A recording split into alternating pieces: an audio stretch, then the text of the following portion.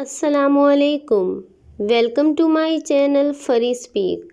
دوستو، آج کی یہ میری کہانی کسی کی زندگی پہ گزری ہوئی ایک سچی اور سبق آموز کہانی ہے۔ کہانی سننے سے پہلے میری گزارش ہے کہ آپ میرے چینل کو سبسکرائب کر دیجئے اور ساتھ میں دیے گئے بیل آئیکن کو پریس کر کے آل نوٹیفیکیشن بٹن کو سلیکٹ کر دیں۔ میرے ماموں کے گھر کے سامنے ایک آدمی رہتا تھا۔ اس کا نام وحید تھا۔ وحید ایک مزدور تھا۔ وہ ایک کیمیکل فیکٹری میں کام کرتا تھا۔ وحید کی ایک ہی بیٹی تھی۔ اس کا نام جنت تھا۔ جنت ایک نیک لڑکی تھی۔ وحید اپنی بیٹی سے بہت پیار کرتا تھا۔ وحید ایک مزدور آدمی تھا، لیکن اس کا گھر کا اچھا گزارا ہو رہا تھا۔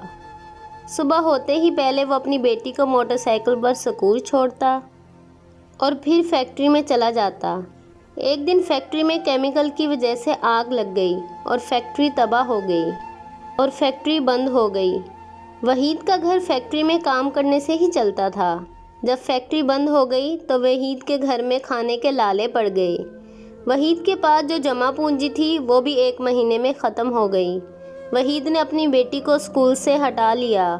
وحید نے بہت کوشش کی کہ کہیں کام مل جائے۔ وہ ہر فیکٹری میں گیا لیکن اسے کہیں کام نہ ملا۔ ایک دن وہ سڑک پر فٹ پاتھ پر بیٹھا تھا کہ اچانک ایک آدمی اس کے سامنے آ کر کھڑا ہو گیا اور بولا، بھائی تم کیا کام کرتے ہو؟ وحید نے اسے جواب دیا، بھائی میں کیمیکل فیکٹری میں کام کرتا تھا، لیکن فیکٹری میں آگ لگنے کی وجہ سے فیکٹری بند ہو گئی ہے اور اب میں کام کی تلاش میں کبھی کہیں اور کبھی کہیں مارا پھر رہا ہوں۔ وہ آدمی کہنے لگا، بھائی تم گندم اور چاول کی بوریاں اٹھا لو گے؟ کیا تم مزدوری کر سکتے ہو؟ میں تمہیں روزانہ اس کے پیسے دوں گا۔ وحید بہت خوش ہوا اور کام کے لیے فوراً ہاں کہہ دیا۔ تو اسی آدمی نے کہا کہ کل اسی جگہ 9 بجے آ جانا، میں تمہیں لے جاؤں گا۔ اگلے روز وحید 9 بجے سے پہلے ہی فٹ پاتھ پر آ کھڑا ہوا۔ تھوڑی ہی دیر بعد وہ آدمی آیا اور وحید کو لے کر چلا گیا۔ وہ اس کو ایک گودام میں لے گیا۔ گودام میں بوریوں کا ڈھیر لگا ہوا تھا اور باہر ٹرک کھڑے تھے۔ وحید اپنے کام پر لگ گیا۔ وہ بوریاں اٹھا کر ٹرک میں رکھنے لگا۔ تقریباً 1 ہفتہ گزر گیا، گودام خالی ہو گیا۔ اس آدمی نے وحید کو اس کی مزدوری دی اور اس سے بولا، یار اگر دوبارہ کام ہوا تو میں تمہیں ضرور بلاؤں گا۔ وحید نے سوچا تھا کہ مجھے کام مل گیا ہے، اب گھر کا نظام چلتا رہے گا۔ لیکن کچھ دنوں کا کام کرنے کے بعد وحید پھر گھر میں بیٹھ گیا تھا۔ وحید گھر میں رہ کر جب اپنی بیٹی کو دیکھتا تو اسے بہت دکھ ہوتا۔ اگلے دن پھر وحید اسی فٹ پاتھ پر آ گیا کہ شاید کوئی آدمی آئے گا اور مجھے کام پر لے جائے گا، لیکن پھر کبھی ایسا نہ ہوا۔ وحید صبح کا بھوکا پیاسا فٹ پاتھ پر بیٹھا تھا۔ سخت گرمی کی وجہ سے بے ہوش ہو گیا تھا۔ پاس سے گزرتے ہوئے لوگ سمجھے کہ شاید یہ کوئی فقیر ہے اور انہوں نے پیسے پھینکنا شروع کر دیے۔ جب وحید کو ہوش آیا تو اس نے اپنے پاس پیسوں کا ڈھیر لگا ہوا دیکھا۔ وحید سوچنے لگا شاید اللہ کی یہی مرضی ہے، کیونکہ اللہ کبھی اپنے بندوں کو بھوکا نہیں سلاتا۔ اس نے ادھر سے پیسے اٹھائے اور گھر چلا گیا۔ اگلے دن پھر کام کے سلسلے سے گھر سے نکلا۔ کام تو اسے کوئی نہ ملا۔ اس کے ذہن میں کل والی بات آ گئی کہ لوگ اسے کل فقیر سمجھ کر پیسے دے رہے تھے۔ وہ اسی فٹ پاتھ پر اپنے بازو میں اپنا سر دے کر بیٹھ گیا اور لوگ اسے پھر فقیر سمجھ کر پیسے دینے لگے۔ یہ سلسلہ 1 ہفتہ چلتا رہا۔ وحید کے گھر کے سامنے ایک چوک تھا اور اس چوک پر لوگ لوڈو، تاش اور طرح طرح کے جوئے کھیلتے تھے۔ وحید جب بھی لوگوں کو دیکھتا جو تاش کھیل رہے ہوتے تھے، ان پر پیسے لگا رہے ہوتے، تو وہاں کھڑا ہو کر ان لوگوں کو دیکھتا رہتا۔ 3 دن وحید صرف ان لوگوں کو دیکھتا رہا اور پھر وحید نے دیکھا کہ اس گیم میں بہت فائدہ ہے، بس گیم جیتنا ہے اور پیسوں کا ڈھیر لگ جاتا ہے۔ وحید نے سوچا کہ گیم جیتنا کوئی مشکل بات نہیں۔ آج ہمارے معاشرے میں ایسی گیمیں ہیں جن پر پیسہ لگتا ہے، ان کو لوگ جوا کہتے ہیں۔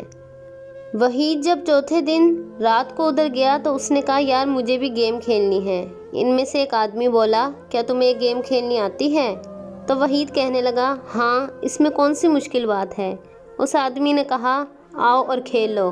اگر جیتو گے تو یہ سب پیسے تمہارے، اور اگر ہارو گے تو تمہیں پیسے دینے ہوں گے، اور اگر پیسے نہ دیے تو ہم تمہارے گھر کی کوئی چیز اٹھا لائیں گے۔ پہلے تو وحید سوچ میں پڑ گیا کہ یہ کون سی مشکل گیم ہے، یہ گیم تو میں چٹکیوں میں جیت سکتا ہوں۔ وحید نے اس آدمی کے ساتھ گیم کھیلی تو وحید جیت گیا۔ وہ بہت خوش ہوا۔ پھر اگلے دن بھی وہ اسی چوک میں گیا، اس نے گیم کھیلی اور پھر سے جیت گیا۔ وحید سوچ رہا تھا کہ شاید میری پریشانی کے دن چلے گئے ہیں۔ 3-4 دن وحید اسی طرح گیم جیتتا رہا، لیکن 5ویں دن وحید گیم ہار گیا اور اسے پیسے دینے پڑے۔ پھر اس کے بعد وہ لگاتار ہارتا ہی گیا۔ اس کو جو پیسے بھیک میں ملے تھے وہ بھی ختم ہو گئے۔ وحید دوبارہ اسی فٹ پاتھ پر آ کر بیٹھ گیا۔ شاید لوگ اسے فقیر سمجھ کر پھر سے پیسے دے دیں، لیکن اس بار کسی نے اسے پیسے نہ دیے۔ جب شام ہوئی تو وہ چوک میں آ گیا اور بولا، میرے پاس پیسے نہیں ہیں، لیکن میرا گیم کھیلنے کو دل کر رہا ہے۔ میرے ساتھ جس نے گیم کھیلنی ہے وہ کھیل لے، میں بعد میں پیسے دے دوں گا۔ لیکن وہ آدمی کہنے لگے، ہم پیسے سامنے رکھ کر گیم کھیلتے ہیں، لیکن اگر تمہارے پاس پیسے نہیں ہیں تو تمہیں اپنی کوئی چیز دینی پڑے گی۔ میں یہ بات تمہیں پہلے ہی بتا چکا ہوں، اگر تم کو منظور ہے تو بیٹھ جاؤ اور گیم کھیلو۔ وحید نے کچھ نہ سوچا اور دوبارہ گیم کھیلنے کے لیے مان گیا۔ بدقسمتی سے وہ پھر سے ہار گیا۔ اس آدمی نے وحید کے ہاتھ سے اس کی گھڑی اتار لی۔ اگلے دن وحید گیم کھیلنے آیا اور پھر سے ہار گیا۔ اس دن وحید نے اپنے ہاتھ میں چاندی کی پہنی ہوئی انگوٹھی اسے دے دی۔ اگلے دن پھر وحید ایک نئی امید کے ساتھ وہاں کھیلنے کے لیے پہنچا، لیکن وہ دوبارہ گیم ہار گیا اور گھر کا ٹی وی ہار گیا۔ وحید کی بیٹی اپنے ابو کے آگے بہت روئی کہ ابو یہ ٹی وی نہ لے کر جاؤ، لیکن وحید یہ ٹی وی گیم میں ہار چکا تھا۔ اگلے کئی دنوں تک وہ گیمیں کھیلتا رہا اور گھر کا سارا سامان وہ ہار چکا۔ اس کو اب گیم کھیلنے کا نشہ سا ہو گیا تھا۔ وہ جب کسی آدمی کو پیسے جیتتے ہوئے دیکھتا تو پھر ایک نئی امید کے ساتھ گیم کھیلتا کہ شاید آج میں جیت جاؤں گا، لیکن ایسا نہ ہوتا۔ یہاں تک کہ وحید نے اپنا گھر بھی گروی رکھ دیا، اور وہ آدمی جن کے ساتھ کھیلتا تھا انہوں نے وحید کو نشے کی لت بھی لگا دی۔ وہ شراب بھی پیتے تھے اور نشے والا سگریٹ بھی پیتے تھے۔ وحید سگریٹ کے بغیر بھی نہ رہ سکتا تھا اور نہ ہی شراب کے بغیر۔ آخر کار وہ وقت بھی آ گیا کہ وحید کے پاس اس آدمی کو دینے کے لیے اپنی بیٹی کے سوا کچھ نہ تھا۔ وحید نے اس رات اپنی بیٹی کو جوئے میں لگا دیا اور وہ ہار گیا۔ جب وہ لوگ وحید کی بیٹی کو لینے اس کے گھر آئے تو اس کی بیٹی جنت بہت روئی، بہت گڑ گڑائی، لیکن جنت کا باپ اس وقت نشے میں تھا۔ اس کو کوئی ہوش نہ تھا کہ اس کی بیٹی کے ساتھ کیا ہو رہا ہے۔ وہ بہت روئی اس آدمی کے سامنے کہ مجھے چھوڑ دو مجھے۔ جنت نے بڑی مشکل سے اپنے آپ کو چھڑوایا اور اپنے باپ کے پاس گئی اور بولی، ابو دیکھو یہ آدمی مجھے لے جانا چاہتا ہے، ابو بچاؤ مجھے۔ جنت نے اپنے ابو کو پکڑ لیا اور رو رو کر کہنے لگی، ابو آپ کو کیا ہو گیا ہے؟ آپ میری بات کیوں نہیں سن رہے؟ جنت نے اپنے باپ کی طرف دیکھا تو اس کے ہاتھ میں پیسے تھے اور ایک ہاتھ میں شراب کی بوتل تھی، اور وہ یہی بولے جا رہا تھا کہ مجھے 3 لاکھ روپے ملے ہیں، مجھے 3 لاکھ روپے ملے ہیں، ابو مجھے بچاؤ، کوئی آدمی ہمارے گھر میں گھس گیا ہے اور مجھے لے جانا چاہتا ہے، ابو اس آدمی کو نکالو یہاں سے، اس آدمی کو ہمارے گھر سے نکالو۔ وہ آدمی بولا، اے لڑکی بہت بول لیا تم نے، نہ یہ گھر اب تمہارا ہے اور نہ تم اس کی بیٹی ہو، تمہارا باپ تمہیں جوئے میں ہار چکا ہے اور آج وہ تمہیں جوئے میں ہار کے یہاں بیٹھا ہوا ہے، اور ساتھ میں تمہارے اس نے 3 لاکھ روپے بھی لیے ہیں، یہ پیسے دیکھو جو تمہارے باپ کے ہاتھ میں ہیں۔ جنت اپنے باپ سے کہنے لگی، ابو کیا آپ نے مجھے بیچ دیا ہے؟ آپ نے مجھے 3 لاکھ روپے کے لیے بیچ دیا ہے؟ ابو بولو یہ آدمی جھوٹ بول رہا ہے۔ لیکن وحید کو تو کوئی سوجھ بوجھ نہ تھی، اسے کچھ بھی پتہ نہ چل رہا تھا کہ اس کی بیٹی کیا کہہ رہی ہے۔ پھر اس آدمی نے جنت کو بازوؤں سے زور سے پکڑا اور گھسیٹتا ہوا گھر سے باہر لے گیا اور اس کو ایک گھر میں لے گیا، جہاں وہ جنت کی عزت کو تار تار کرتا رہا اور پوری رات اس کے جسم کو نوچتا رہا، اور وہ آدمی جنت کو کمرے میں بند کر کر چلا گیا، اور جنت اونچی آواز میں یہی کہتی رہی، ابو آپ نے یہ کیا کیا ہے؟ آپ نے کچھ پیسوں کی خاطر اپنی لاڈلی بیٹی کو بیچ دیا؟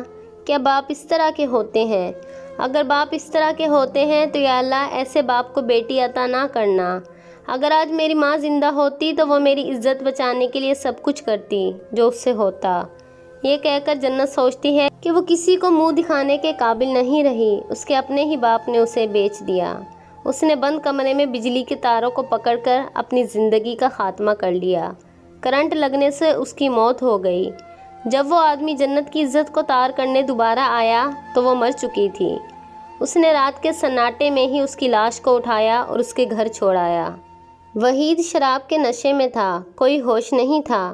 اگلے دن صبح جب وحید اٹھا تو اس کا نشہ اتر چکا تھا۔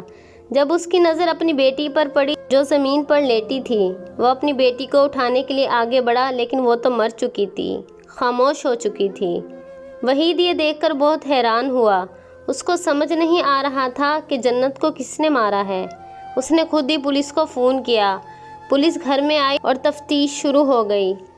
پتہ چلا کہ جنت کی موت کرنٹ لگنے سے ہوئی ہے۔ جب پولیس نے گھر کی تلاشی لی تو گھر سے شراب کی بوتلیں اور 3 لاکھ روپے ملے، اور جنت کے خون کا الزام پولیس نے اس کے باپ پر لگا دیا۔ وحید نشہ کرتا تھا، اس لیے اس نے نشے میں اپنی بیٹی کو کرنٹ لگا کر مار دیا۔ وہ التجائیں کرتا رہا لیکن اس کی بات کسی نے نہ سنی۔ وہ ایک ظالم باپ تھا۔ وہ فریاد کرتا رہا کہ میں بے قصور ہوں، میں کیوں ماروں گا اپنی بیٹی کو، میں تو اپنی بیٹی سے بہت پیار کرتا ہوں، اس کو کسی اور نے ہی مارا ہے، آپ اسے کیوں نہیں پکڑتے، میں نے اپنی بیٹی کو نہیں مارا۔ لیکن پولیس والے اسے تھانے لے گئے۔ وہ جان چکے تھے کہ نشے کی حالت میں اس نے اپنی بیٹی کو مارا ہے، اور پھر اس کے بعد وحید کو سزائے موت سنا دی گئی۔ پیارے دوستو، کیا مائیں ہی اپنے بچوں کی عزت کی پہرے دار ہوتی ہیں اور باپ عزت کے رکھوالے نہیں ہوتے؟ وحید نے حالانکہ اپنی بیٹی کو مارا بھی نہیں تھا، تو پھر وحید کو سزائے موت کیوں ہوئی؟ کیا وحید کی یہ سزا ٹھیک تھی؟ اپنی قیمتی رائے کا اظہار کمنٹ سیکشن میں ضرور کیجیے گا۔